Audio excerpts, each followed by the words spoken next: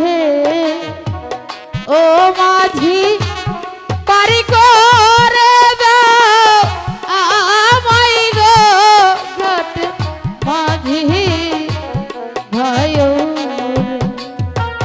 ওইবারে পার হইতে গেলে আমরা যে আমরা টিয়া ছাড়া কিছুতে ওইবারে পার করবো না।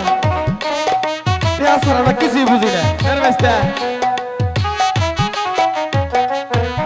তোমরা ইহা ধর্মে বাহায়ো রে এবার মেলা দেখছি ও মাঝি ধর্মের কাজ করো রে মাঝি বাহায়ো